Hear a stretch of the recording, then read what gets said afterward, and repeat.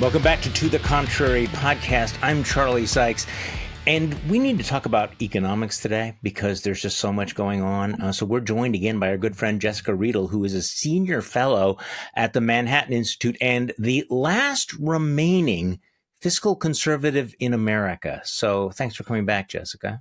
Glad to be back. Thank you.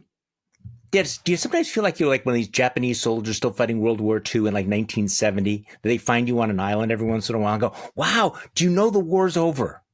It's really kind of distressing because when I was beating up Joe Biden for big deficits, big regulations, tariffs, all these conservative commentators and networks loved me.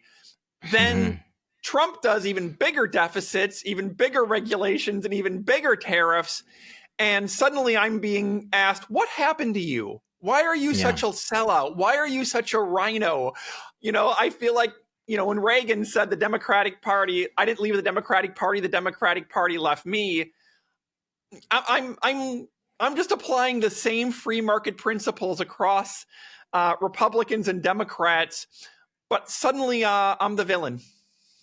Okay, so it's interesting you should mention that because I put something in my newsletter the other day and frankly, nobody picked up on it. I got no reaction to it whatsoever. And I thought it was an important point. And maybe it's because some of our progressive listeners aren't familiar with some of these, you know, famous quotes. And I used that famous quote falsely attributed to Thomas Jefferson, that a government big enough to give you everything is also, you know, big enough to take everything away from you.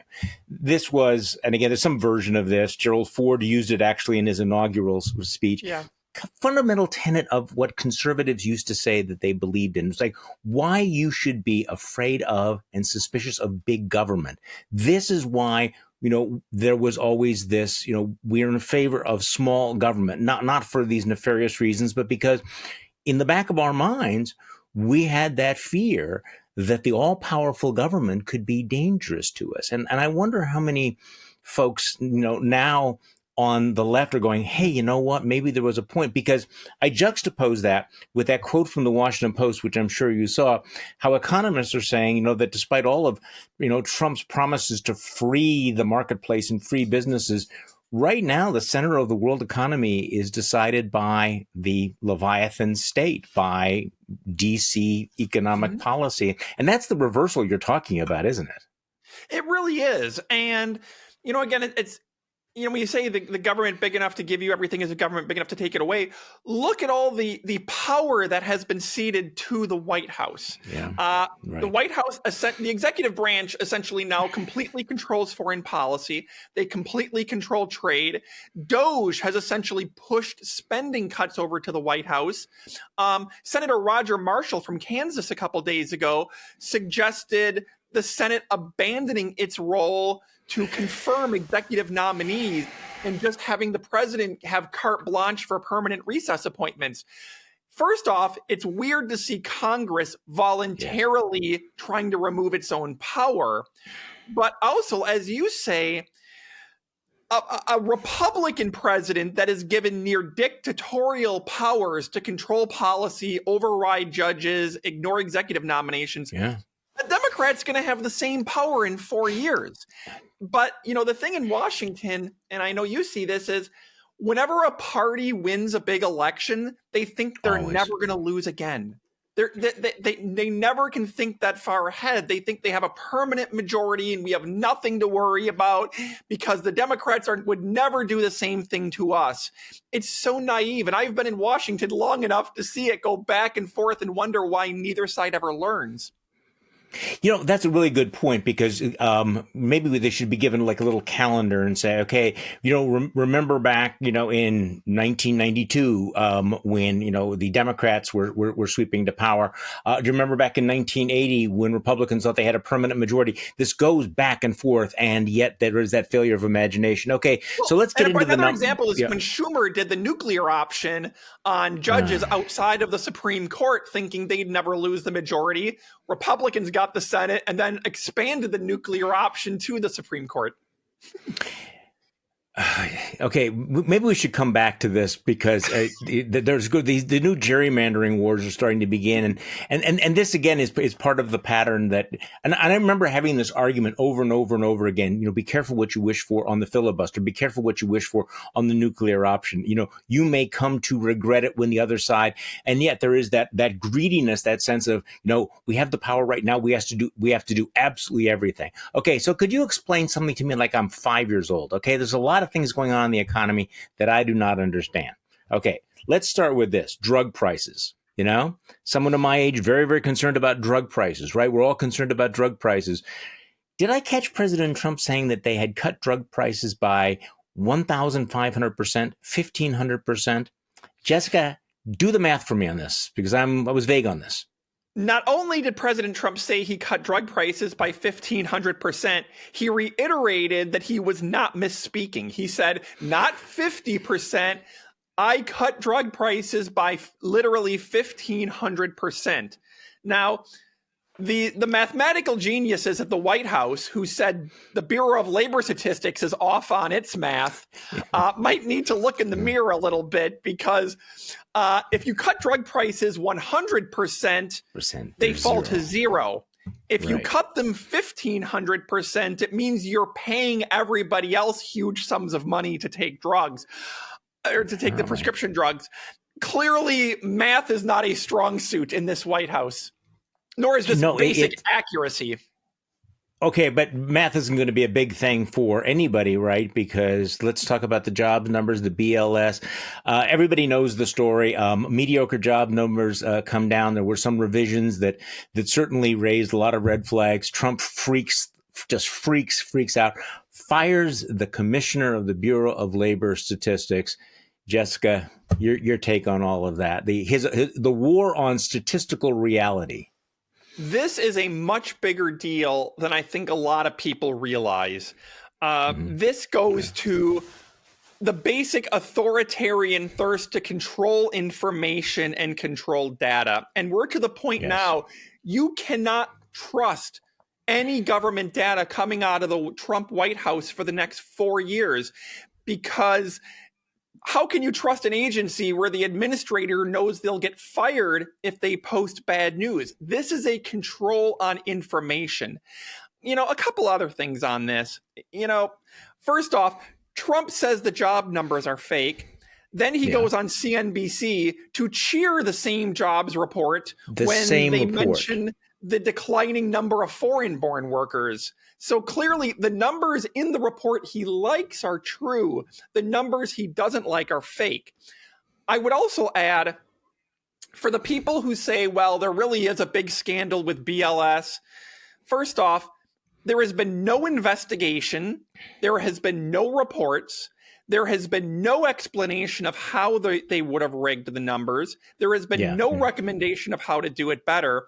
Moreover, DOJ actually slashed the BLS staff, and the administration disbanded the advisory group reviewing the BLS methodology. So, if anything, BLS does a very good job with a very accurate track record that I'm happy to go into, with the government essentially sabotaging them from the Trump White House.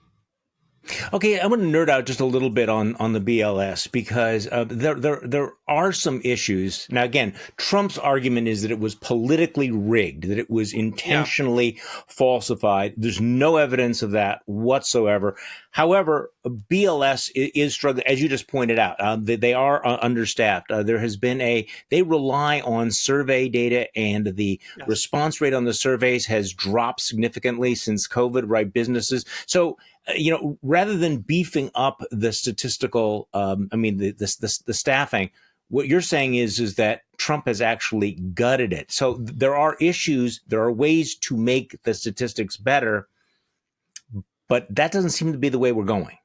Right. The way the BLS does the jobs report is they give a survey that unfortunately has a very low response rate.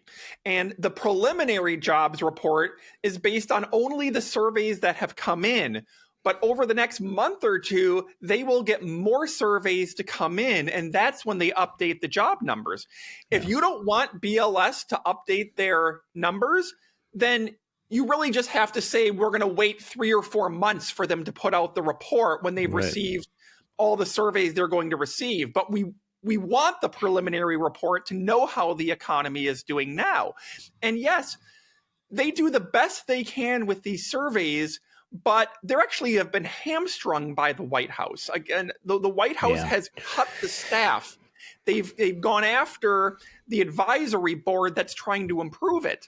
But overall, if you want to take a look at the BLS's record, they still, in a country of 160 million workers with 260 million adults, the first survey is usually correct within 0.1 million. And then they, when someone hears, oh, BLS went from gaining 150,000 jobs down to 50,000, that's a big difference. No, they went from saying there's 161.3 million employed to 161.2 million employed. That's actually a pretty good first approximation. Well, and back to your point, though, that this is not about the details of how the BLS does its job. This is really the authoritarian playbook of the Trump regime wanting to control all the data, and we've seen this before. We've seen this. People have compared this to Stalin when they would fire people during the 5-year plan, or Argentina, or another banana republic, and there are real world consequences of that. So what does it actually mean that we cannot believe the data going forward? And I agree with you. So the markets, I would assume, will have their own independent checks, but there's a long-term price for a country whose government is not credible. Argentina being an example of that. Yeah, we've seen this in other countries. When you have bad data, the White House thinks it just means you give a rosier picture to the voters. The voters won't know how bad the economy is because they're going to see really good headlines. Well, first off, voters experience the economy no matter what you spin. We saw this with Joe Biden claiming that inflation wasn't a problem when we saw it every time we drove past, every time we got gas, and every time we bought groceries. But also for policymakers, for Federal Reserve, for Congress, for regulators, for those in business who don't have their own in-house economic team, and they have to look at the jobs data to figure out where to move their investments in the economy. They're all going to be operating on data that they don't know is correct. And that's when policy mistakes get made. That's when businesses misallocate their investments because no one really knows what's happening in the economy. And as we saw in Argentina and other places in South America, Central America, when this happens, over time, the economy becomes more dysfunctional and we all lose. Well, let's talk about tariffs for a moment. Shortly before you and I began recording, Trump slapped a 50% tariff on India because it continues to buy oil from Russia. I guess I'm a little unclear whether that's a tariff or a sanction. It sounds like it's sort of in a different category here because the reality is that India has been financing Russia's war against Ukraine by buying lots of oil. Feel free to disagree with me at any time. So I'm going to set that one aside. You had an interesting post, though. Trump is out there touting the amount of revenue that's coming in from the tariffs. I'm not sure the last time that I've seen a Republican president bragging about, all the money they get from a tax increase. But talk to me a little bit about your reaction to Trump standing next to, these charts showing that, look, we're bringing in $60-90 billion a month in tariff revenue. Yeah, I mean, first, it's interesting to see a Republican president bragging about how much he's raised taxes on the American people. And of course, they say foreigners are paying it. Anybody who knows basic economics knows it's a tax on Americans. So it's odd to see the president bragging about raising taxes. But ultimately, I had an article on this in the Washington Post last week. It's not really bringing in the extra $20 billion a month that we're seeing. The headline number says tariff revenue is growing $20 billion a month. Right. That goes to $240 billion over a year or $2.4 trillion over 10 years. However, for what's happening is there are factors in the economy that are offsetting that revenue. The first is the economy has significantly slowed in the first half of this year relative to last year and relative to projections as a result of the tariffs. As the economy slows, you have less income to tax. And as a result, income tax revenues, corporate tax revenues, and payroll tax revenues have been below projection because the economy is growing more slowly. So if you just look at tariff revenues, you're not looking at the weakness elsewhere in the economy that's reducing revenues. I would also add, for those who think this is going to be a long-term boon to the federal budget, part of the reason tariff revenue is up is because businesses accelerated a lot of their purchases before the bigger tariffs are coming. So you're going to have less imports over time. Second, the whole point of a trade war is over time to build domestic alternatives for consumers to purchase, which means over time you should have fewer imports and less tariff revenues. And third, we saw during the first Trump administration that most tariff revenue ends up getting spent bailing out the industries harmed by a trade war, such as agriculture. So between the weakening economy, timing shifts, ultimately imports declining over time, and the bailouts of domestic industries, all this big deficit reduction the Trump administration is bragging about is not going to materialize except for very small amounts. But what people will see will be the impact on the grocery stores, their lived experience, and this is something that, again, politicians, I think, sometimes, and even talking heads, I think, occasionally misunderstand, is that you cannot tell consumers to ignore the evidence of their own eyes and their own pocketbook. You cannot tell them, no, it's not true that prices are up, or that you're just simply imagining inflation. And you are going to start to see that at some point. Now, it's been delayed, hasn't it? I mean, a lot of the projections about the inflationary effects of tariffs have not come true. So where are we at on that timeline? So last month we had prices rise at an annualized rate of 3.6%, which is the highest rate we've had under President Trump. It has risen, but 3.6% is still not as bad as compared to, say, what we had under President Biden. The reason it's been muted so far is, first off, a lot of companies have been drawing down inventories that they loaded up on before the tariffs. But eventually those inventories are going to be wiped out. They're going to have to start making more purchases of imports. Second, a lot of companies like GM have been trying to eat the tariffs as much as they can, but it essentially destroyed their earnings report last quarter, and they can't do that for much longer. So what you see is businesses trying to hold out as long as they can. But we are seeing prices rise in things like home construction, steel, certain foods like, tomatoes, chocolate. Those are rising.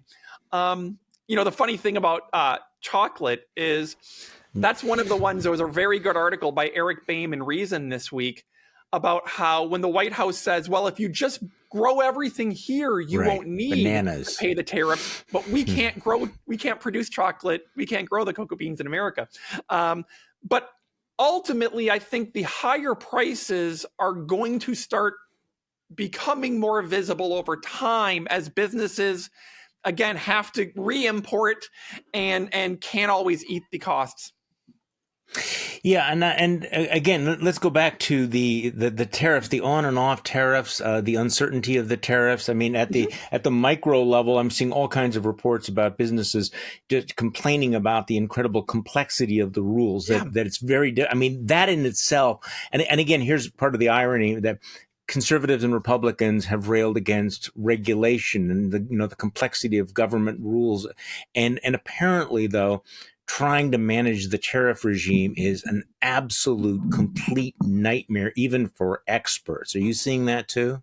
Yes. And I mean, I feel bad for businesses, especially smaller businesses. I think big businesses, corporations, are paying a big cost to comply with these tariffs, but they have legal and compliance departments that can help them do it. They also have more access to Washington with their lobbyists that sometimes they can carve out exceptions. But if you're a smaller local business in the heartland, you don't have lawyers, you don't have a big compliance department, and you certainly don't have access to the office of the U.S. trade rep to help you. So they're buried in compliance costs. The mom and pop shops are really getting hit harder. So you not only have the cost of the tariff, you have the cost of compliance. And by the way, this also has a big effect on business investment. President Trump says we want companies to build factories in America. Yeah. What company is going to undertake a 50-year project to build and operate a factory based on tariff policies that are changing by the week? Businesses need certainty and predictability. Even if the policy is harmful, they at least need certainty and predictability in order to make long-term investments. And what we're seeing right now is chaos. It's impossible to comply with these policies, and it's impossible to know what the tariff policy is going to be 6 months from now. The result is we're paralyzing business investment. Now, I was just thinking about the businesses that move their production of certain technologies from China to India, and now wake up to find that India has been hit with a 50% tariff. So talk to me about our competition with China, because, if you talk to the average Trump voter or listen to a lot of the rhetoric from Republicans, it's always about, that China is our number one competitor, that China has been stealing our jobs, China has been stealing our intellectual property. Mm-hmm. And yet, give me your sense of where we're at in the trade negotiations vis-a-vis China, because there seems to be, again, caught in the incredible fog of Trump's whims. Yeah, China is really, ultimately what the trade war is about. Which is why it's weird that we're spending all of this effort putting tariffs on Canada, Mexico, the EU, who had almost no tariffs or even lower tariffs than we had. Really, the only area where I think you can at least make a case for tougher trade rules in terms of intellectual property is on China. China has been stealing our intellectual property. China has been doing a lot of things in that area that I think violate basic international trade law. There hasn't been a lot of real progress with China. There have been half-hearted announcements, but we don't get the specifics of what's going on with China. At least we're not still at tariffs of 125% on China. Yeah. Because ultimately, we still import so much from China. And a lot of Americans who say, I want a trade wall with China, perhaps don't realize how much items, especially things like apparel, clothes, we import from China and what that would do to prices in America. So I think there is a case for going after China on things like intellectual property, but ultimately slapping 100% tariffs on Chinese imports is cutting off your nose to spite your face. You're raising our price. Additionally, I would add that the trade policies we are doing is really making China more of an epicenter of world trade than the United States. That's where I was going to. That's not going to hurt China. China may actually welcome less trade to the United States if the result is they get bigger access to markets around the rest of the world because they're seen as a more reliable trading partner than the United States.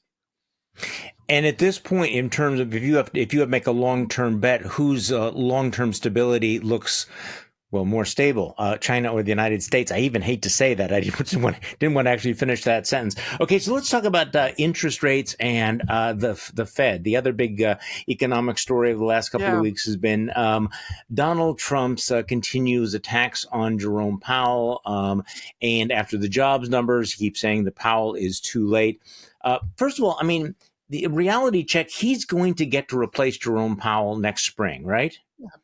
So sooner or later... Yeah, Powell's term is up in May as chairman of the Fed. He'll still be one of 12 members of the Federal Open Market Committee, but the president will get to appoint his new chairman in May. Okay, so What would it mean, first of all, to the market? What would the markets think if Donald Trump did fire Jerome Powell? I mean, look, central bank independence is the cornerstone of effective and credible monetary policy. The Fed makes the difficult decisions so that politicians don't have to. And ultimately, that's what keeps down interest rates, inflation, and keeps economic growth up, is that stability. If the president fires Jerome Powell with the goal of getting in someone who can lower interest rates, ironically, this will raise long-term interest rates.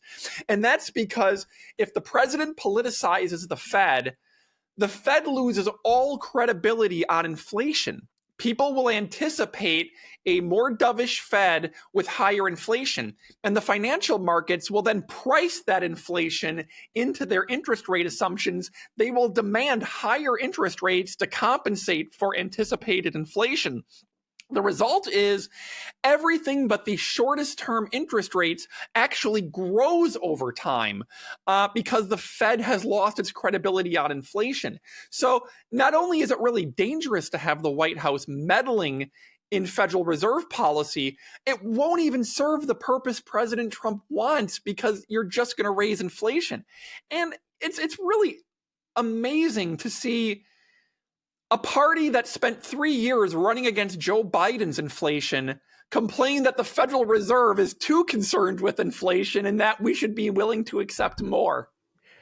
Well, and it is interesting, and I always am hesitant to cite poll numbers, but it is. I was looking at the latest University of Massachusetts poll, which confirms that Donald Trump is deeply underwater on the economy and on inflation. I mean, this is the one issue that he used. If you had to say what was the one issue that was most effective for him, there's a lot of them, but I would certainly put inflation, and the voters are noticing.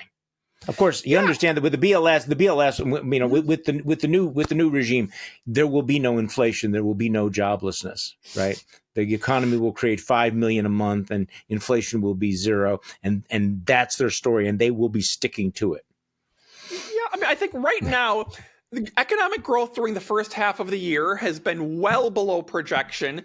Inflation is rising and is above projection, and even though neither of them are crises right now, keep in mind that when President Biden signed the American Rescue Plan in early 2021, it took 16 months for inflation to gradually rise to 9.1%. It didn't happen overnight.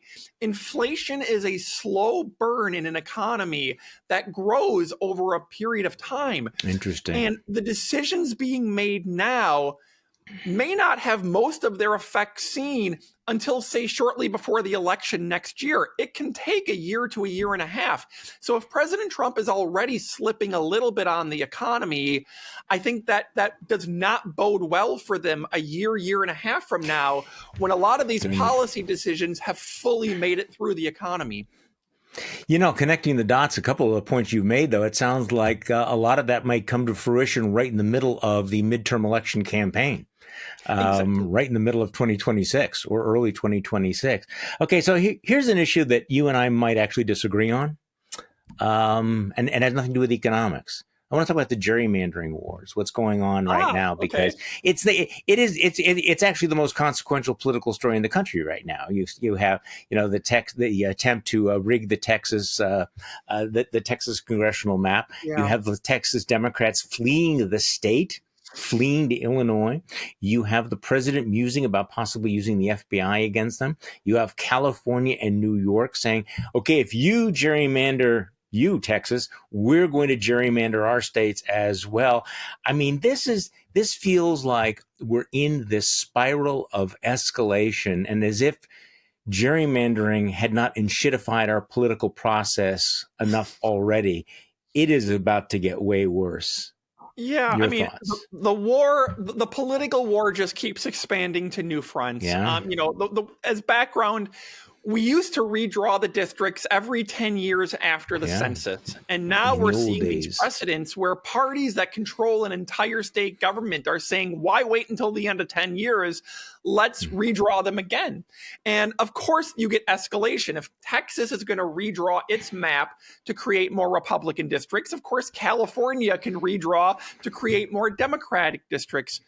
The logical conclusion of all of these wars is that any state with a unified governor and legislature Right. at some point could just start redrawing its district before every House race every 2 years and creating increasingly absurd district boundaries, with the help of supercomputers that are built to maximize how well you perform in your districts. I don't think this serves democracy well. I think you knew this was coming because the idea that there is going to be institutional restraints on gaining as much power as you can almost seems passe today. I don't think it serves democracy well to have states that are 52% of one party getting 80 or 90% of the congressional seats. I don't think it serves well to have districts that are shaped disastrously, or to have households who are in a different district every couple of years because some supercomputer changed it. I don't like where this is going. Well, but it is going there. In fact, that supercomputer at some point is going to be able to have the line go through that house where, the wife is in one district and the husband is in the other district, because AI will know absolutely everything. Well, look, I agree with you. Again, I agree with you because we're already kind of there. I think about 90% of the congressional districts aren't competitive anymore. So we have a very tiny slice. And of course, this is anti-democratic. And so where I came down on it today, and I'm probably going to get filleted about this because you know what social media is like. In terms of the democratic response, which is this cycle of this, would this be the non-virtuous cycle? It's an economic phrase, but where everything gets worse and worse and worse and worse. Yeah. That it is deeply hypocritical and profoundly necessary. Because if you're the Democrats right now, is this the mountain they're going to die on? Because they are going to die on this mountain. So, if you understand that, I guess if Democrats do honestly think that Donald Trump and Republicans pose an existential threat and that they are stealing the election, and knowing all the consequences and all of the other principles that will be destroyed if Donald Trump, has no check on him at all, then at some point there are these morally ambiguous choices that we have to make in times of total war. And so I agree with you that we are headed to a tremendously ugly place. So I think that, morally and ethically, we need to acknowledge how dangerous this is, while also saying, shit, we may have no alternative. Absolutely. Absolutely. I think, ultimately we need some sort of national uniform solution that only redraws district after a new census and takes some of the extreme partisan politics out of it. But in the meantime, it is not reasonable to ask one party to unilaterally disarm and let the other party essentially get carte blanche in an undemocratic way. You have to get together and have both parties decide to work on this in a unified way. If Republicans say we're going to rig our states, and Democrats say, well, we don't believe in that, I think that would be very naive to unilaterally disarm. I'm against war, but I still believe you need to have a defense department, because if they're going to have a military, you need to have a military. Yeah, and unfortunately, I think we're going to have this story play out again and again, these kinds of cycles that, to the extent that one party destroys certain democratic norms, then the other party is going to say, well, okay, if those are the new rules, then we're going to do this as well. And where does it end? My concern is, and I agree with you, there is the voice of reason is we need to have a national standard. It would have been great if the Supreme Court would have said, these ridiculous, hyper partisan gerrymanders violate the Constitution. They haven't done that, because my fear is that when we get to that end point where essentially every congressional seat in America has been rigged by a political party, then the hoping that Congress then will pass legislation that will give up their power or endanger their power seems extremely naive. So this is something that, okay, you can support doing it, but don't tell me that there's not a dilemma here. Absolutely. And I think this encapsulates our time. Jessica Reidl, thank you so much for your time and for coming back on the podcast. We always appreciate your insight. Always a fun conversation. Thanks, Charlie. And thank you all for listening to this episode of To the Contrary podcast. I'm Charlie Sykes. You know why we do this, why we continue to do this, because now more than ever, it is important to remind ourselves that we are not the crazy ones.